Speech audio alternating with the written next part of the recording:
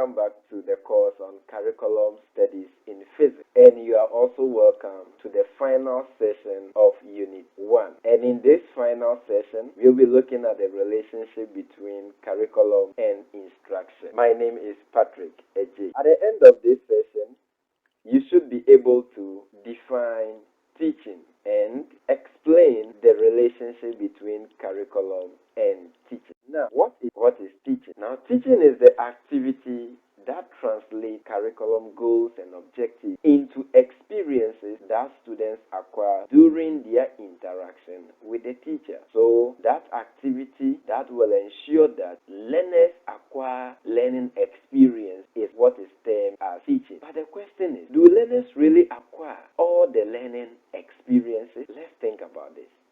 Do learners acquire all the learning experiences during their interaction with the teacher? Now you realize that the answer to this question could be yes, and it could also be no, depending on the methodology the teacher employs in the classroom during the teaching learning process. So as a teacher, during the interaction, you must make sure that all available resources are effectively and efficiently exploited in order for learners to acquire all the experiences and the knowledge the content is expected to generate. We must do this as teachers. Now, what are some of the methodologies? Note that some methodologies may not be appropriate for certain subjects and certain lesson situations. So, for example, in teaching electrical circuit topics, so you want to teach electrical circuit, you realize that you cannot just go by saying, I want to use lecture method, I want to just do observation. However, a combination of lecture, demonstration,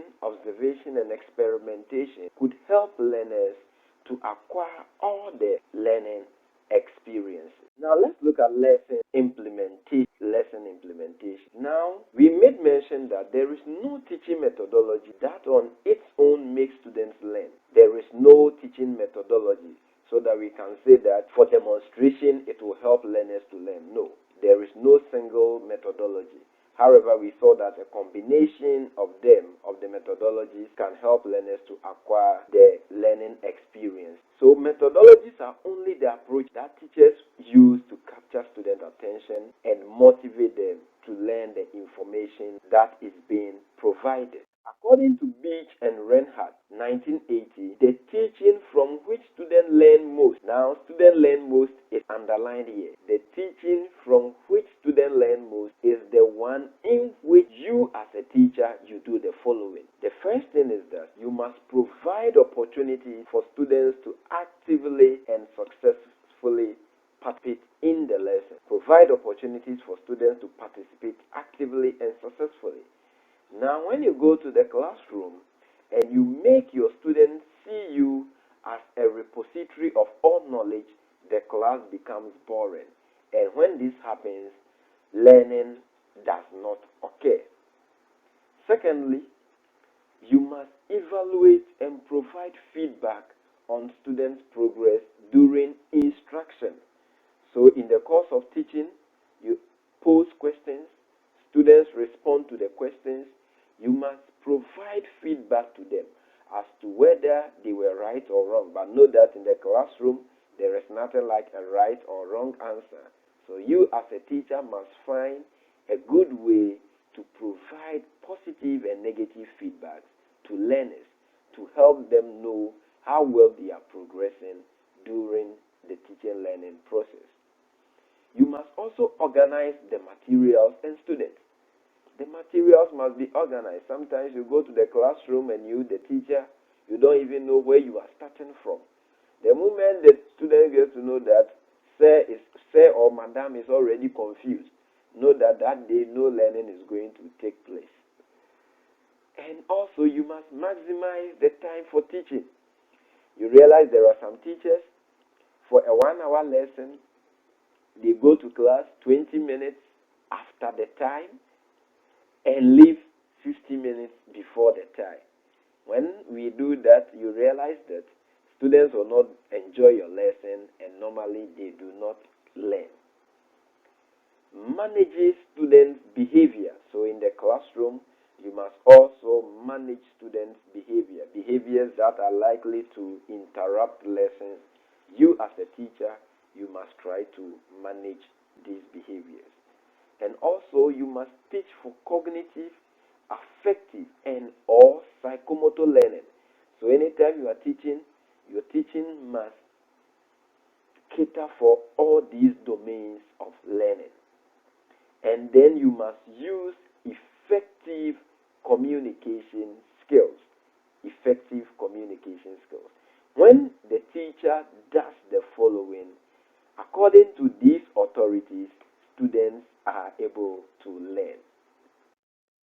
Now, to this same authority, teaching and learning are effective. So, in the first one, they told us that students learn most when the teacher does the following. Here they are saying that teaching and learning become effective when the teacher presents clear lesson goals and objectives to students. So you realize before this session began, the session objectives were presented so that the students will get to know what we are going to do. Then secondly, the classroom environment must be busy-like in nature. Busy-like in the sense that the classroom shouldn't be dull and boring.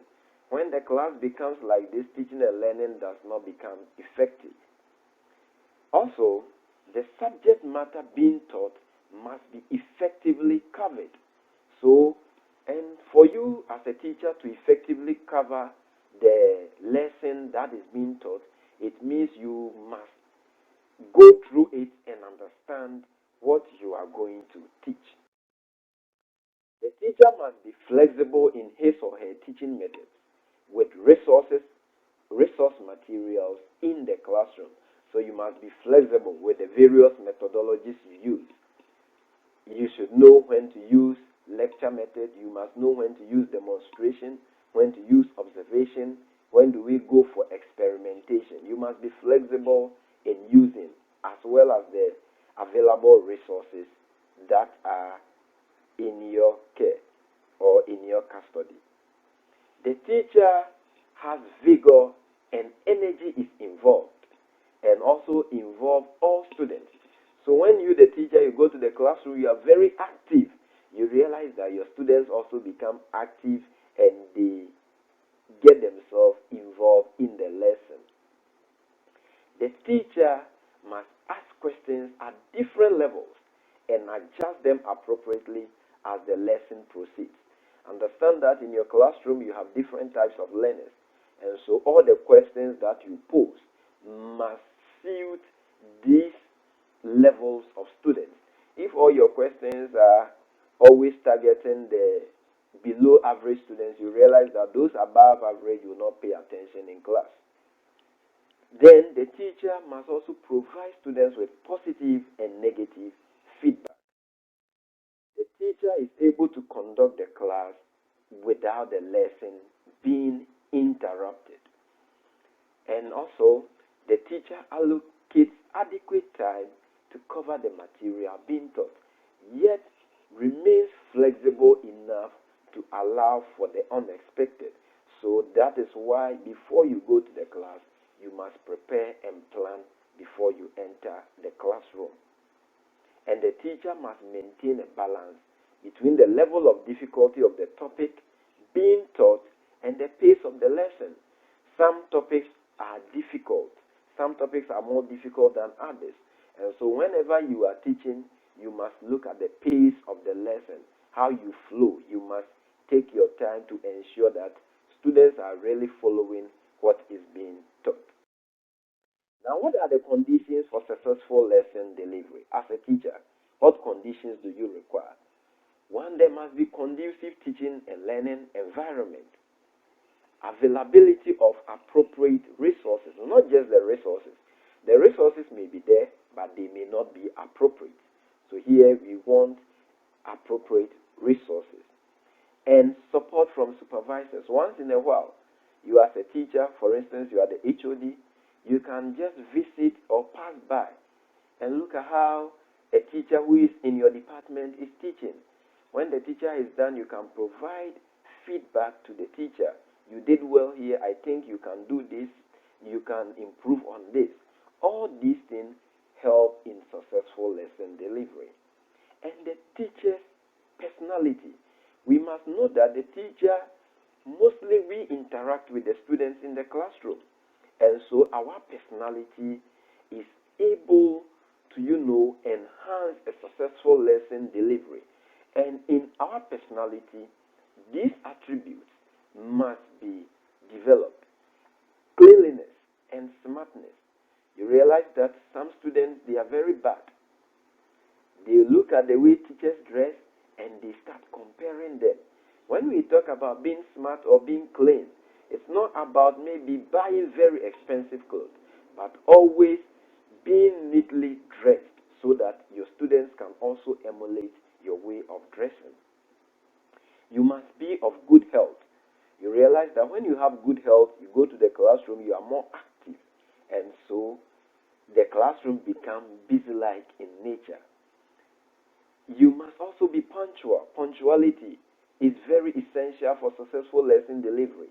In the week, you have 4 periods in the week and students only see you for 1 period. You realize that it becomes difficult. They don't see whether the teacher is serious with them or not. So we must be punctual. And also we must be knowledgeable in the topics that we treat. We must be knowledgeable in our area. And we must be sensitive to gender. Our questions should not always be targeting the males or the females only. As a teacher, you must be gender sensitive. And finally, you must respect your students. When all these things are being done, lesson delivery becomes successful.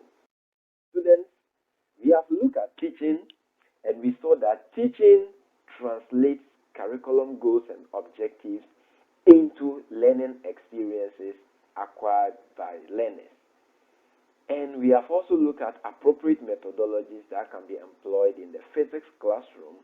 Then finally, we look at the conditions for successful lesson delivery. I hope you enjoyed the final session of Unit 1.